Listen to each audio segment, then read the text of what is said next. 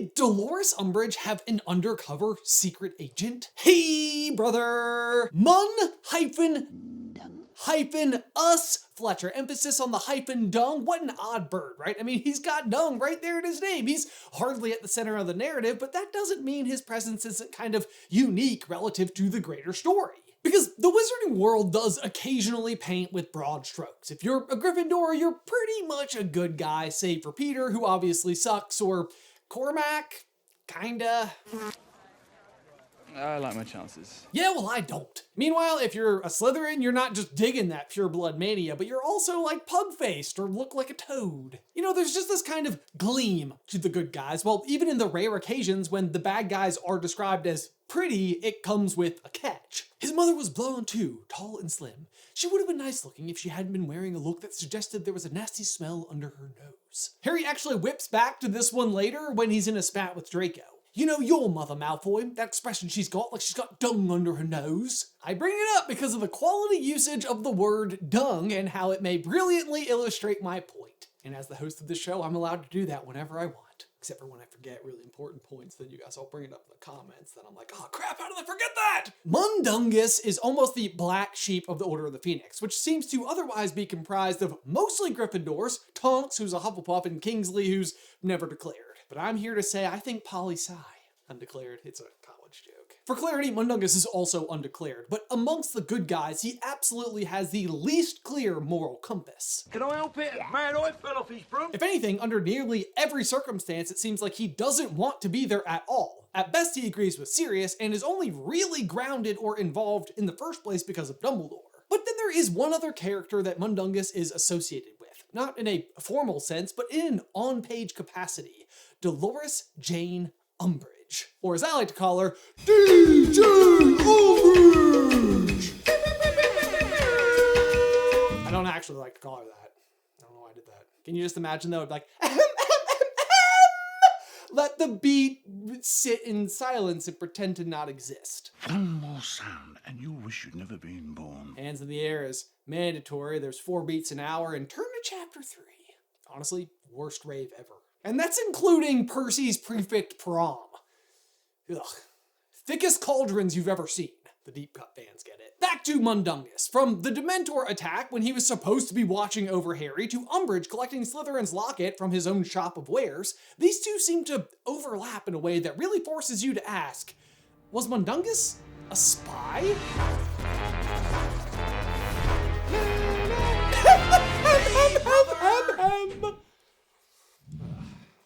That's on camera forever. Now, I hardly need to explain it to you, but names in Harry Potter have more than one meaning. Lily is the death flower. Petunias represent anger and resentment. Sirius is the dog star in the night sky. Albus means white, and Harry means excessive hair growth. Well, what? It goes on. So our first key hint here is the name Mundungus, which comes from the Spanish word mondongo, which means tripe, aka pig intestines, and is also a word used to describe poor quality tobacco, which like, hey, no mistake. Mundungus stowed his pipe back in his pocket, but an acrid smell of burning socks lingered.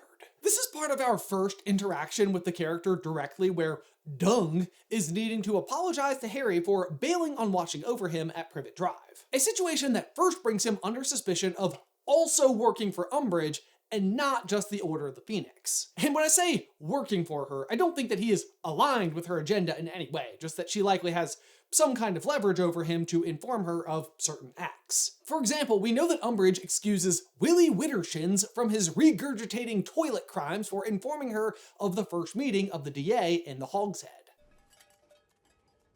More on that situation later, but my point is that I strongly suspect that Umbridge has Mundungus under a similar kind of deal.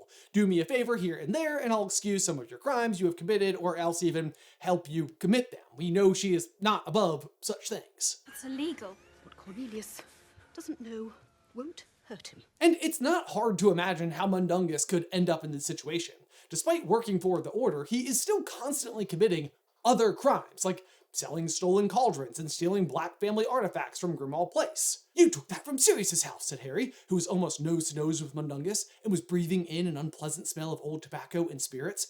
That had the Black family crest on it. Hey look, it's the tobacco thing again, although that one, to be fair, is a little on the nose. Hey, that's a double on the nose joke, because you smell it with your Well, you get it. But going back to Privet Drive for a second, let's really take a firm look at what's going on here. Because the Order of the Phoenix has placed someone in charge of looking after Harry throughout the day to make sure that all is well on the home front. They, of course, don't tell Harry this piece of information, and because of the bond of blood charm that Dumbledore placed on the house all of those years ago when he left Harry with the Dursleys, it is oddly the one place he simply cannot be touched. That's sort of like the whole plot of the Battle of the Seven Potters and Deathly Hallows and the otherwise hyper under-explained reason that Harry has to keep going back there every summer. They were starving him, Mum. There were bars in his window. So due to what otherwise probably feels like an abundance of redundancy, Mundungus leaves to go pick up some cauldrons that fell off the back of a broom. He's gone for about 30 minutes, and somehow this is also the exact moment Umbridge decides to attack Harry with the Dementors. So we have got to ask, what are the absolute freaking odds of this? Harry is under 24/7 surveillance from an Order member, and also usually at least one of Mrs. Fig's cats because they are expecting something like this to happen. Well, not to worry because we did the math.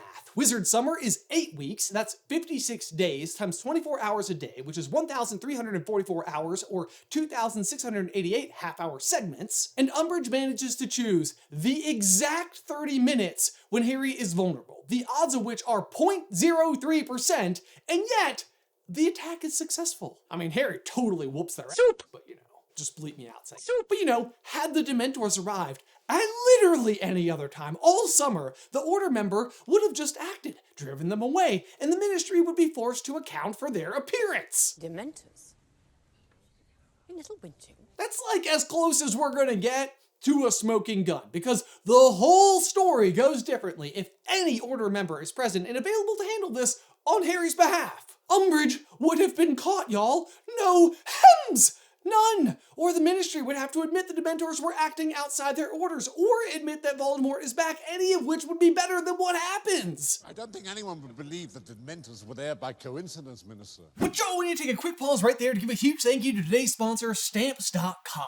Now, not to brag or anything, but we sent out a decent bit of mail here from ye old SCB HQ, and back in the olden days, we'd have to truck by foot in the snow, uphill both ways, down to the post office for stamps, and then using mostly sled dogs and hot air balloons make the return journey, but not anymore, thanks to Stamps.com. Because with Stamps.com, you can send from your computer or phone 24/7. No long lines, no low supplies, open anytime. And I used to schedule my week around the post office, like, okay, can't do that Tuesday, that's stamp day. Now I just don't. I do everything from my desk in a fraction of the time. Of course, I miss those sled dogs. And right now, you can try Stamps.com risk-free for 60 days. Go to Stamps.com and use code SuperCarlin to get 60 days risk-free. 60 days gives you plenty of time to see exactly how much time and money you're saving on every shipment. That's Stamps.com, code SuperCarlin. Stamps.com, code SuperCarlin. Link in the description down below.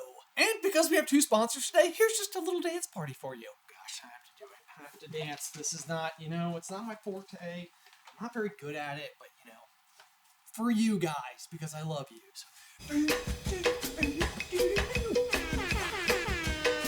I fully get away from the table. I tried to, I was like, whew. Oh no way in the world. You could definitely still see me. Wow. Better. At this point, I suspect you'd rather just listen to the sponsor, which is also Raycon. Y'all, I wore my Raycon everyday earbuds just last night. I had a tiresome day. Alice was handling bedtime for the evening, and I was off to the climbing gym, where, in case you've never been before, everyone is so darn friendly.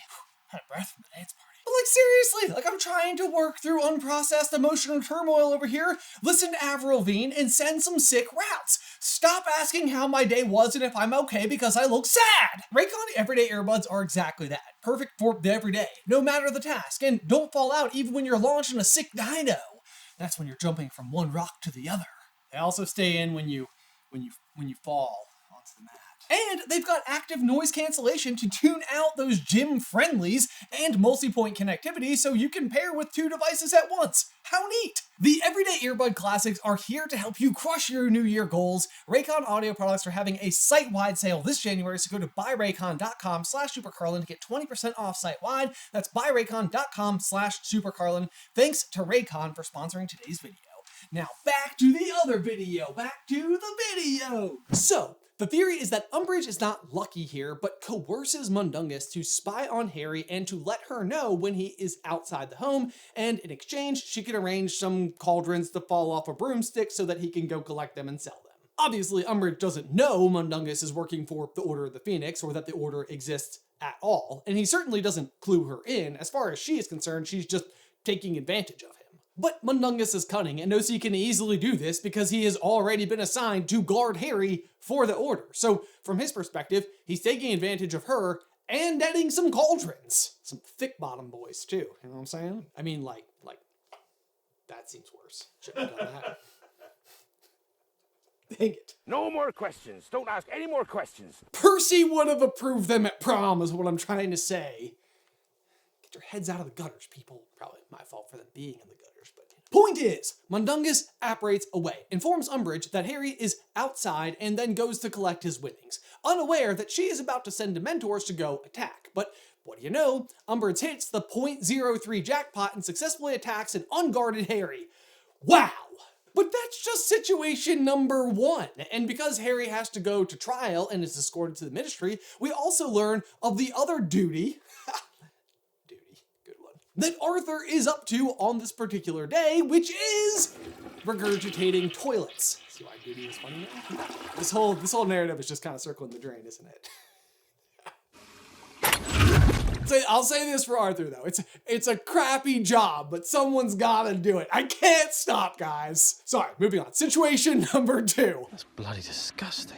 It largely feels like a throwaway problem or odd piece of trivia that demonstrates how borderline degrading Arthur's work at the Ministry is. I'm not even kidding. Situation number 2, that one was actually accidental.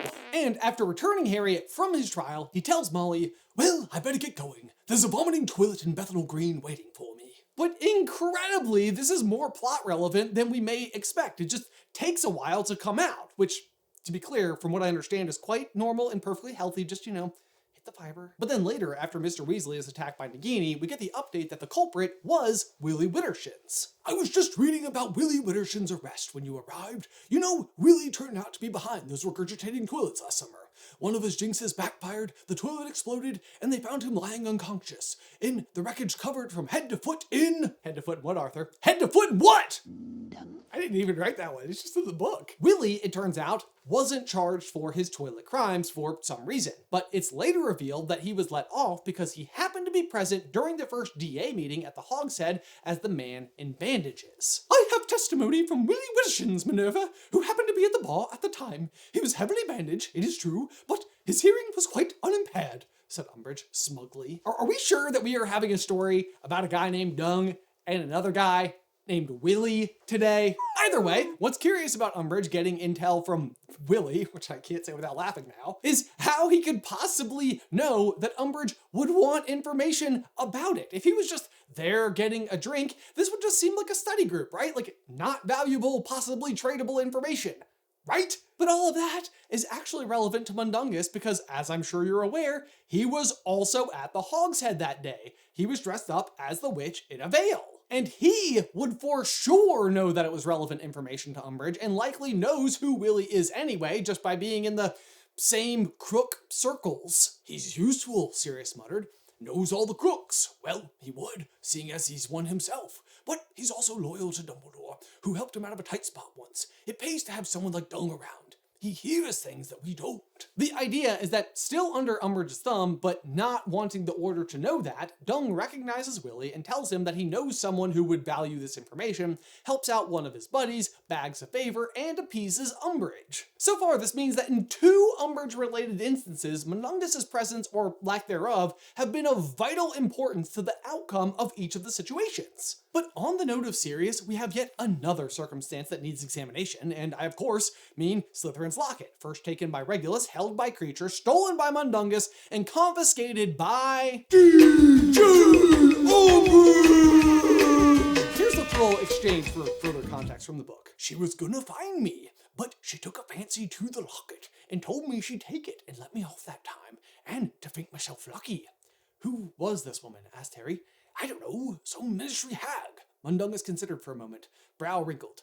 "Little woman, bow on top of her head." He frowned and then added, looked like a toad. Now, you might think, well, see, now he doesn't even recognize her. There's no way she was blackmailing him or anything like that. And yet, his failure to name her is the smoking gun this time, because what do you mean you don't know who she is? She is a major problem for the Order of the Phoenix, and a big obstacle they have to overcome in Book 5. They all know her by name, and you are even on the Hogwarts beat watching Harry Potter in Hogsmeade. He 100% knows who freaking Umbridge is. Whew. Getting a little worked up.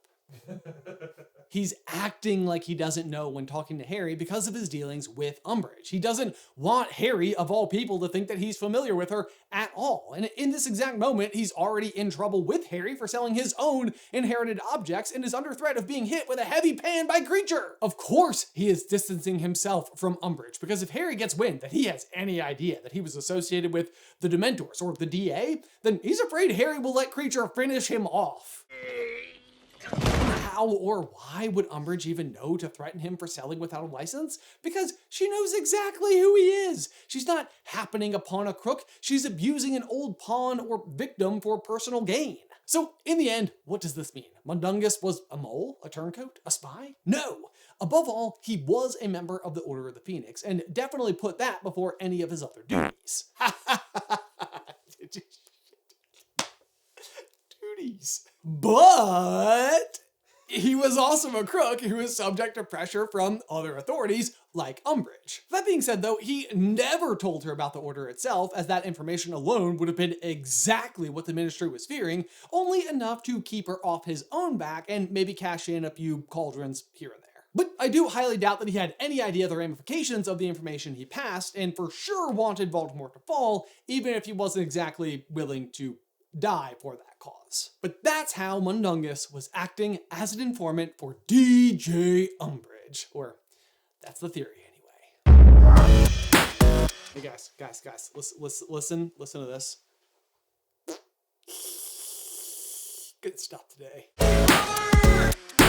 But y'all, as always, thank you so much for tuning into today's episode. Be sure to like this video and subscribe to the channel if you haven't already. If you'd like to see more backstory about other obscure Order of the Phoenix members, you can check out this video right here that explores how Mrs. Fig could in fact be none other than Newt Scamander's daughter. Full video by clicking that card. Otherwise, until next time, don't forget, ducks go in cups. Oh, to go in! Got it! It went in! Oh my gosh, I can't believe it.